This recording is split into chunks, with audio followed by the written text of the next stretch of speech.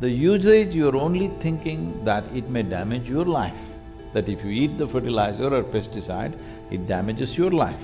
What are the extra micronutrients this particular fruit has? What are the health benefits that this will give you? Almost in every country, people are deficient of these things simply because it's not there in the soil, it's not there in the food.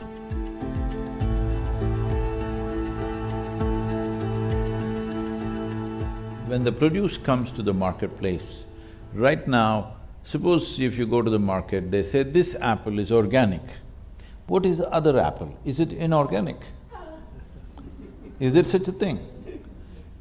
So, right now this complex thing of trying to check how much fertilizer, how much insecticide or how pesticide is in this apple is an impossible thing, believe me.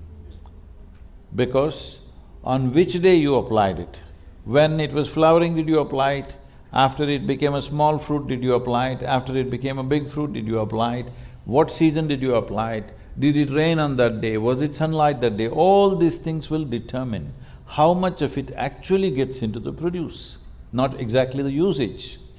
The usage, you're only thinking that it may damage your life, that if you eat the fertilizer or pesticide, it damages your life.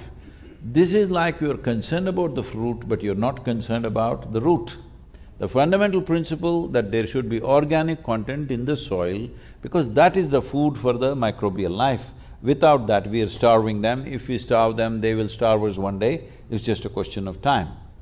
So right now the concern is to keep the soil organisms alive, because only if they stay alive, we will all be alive, because we are just a consequence of that life.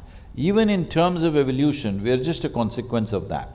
So, when the fruit or the vegetable comes to the marketplace, instead of marking it as organic and whatever else the rest is, if you mark it as this fruit comes from a field which has 3% organic content.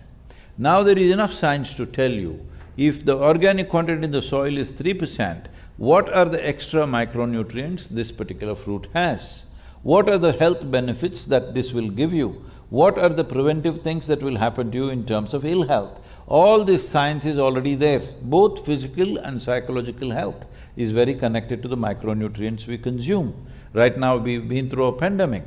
You don't need to consult any great virologist. If you ask any basic doctor, they will tell you, if you're lacking vitamin A, B6, B12, folate, iron, zinc, magnesium, you will be more susceptible to respiratory infections. This is a known thing. And just look at this in the world, almost in every country people are deficient of these things simply because it's not there in the soil, it's not there in the food. Now, I'm not trying to say pandemic would not have happened if the soil was good.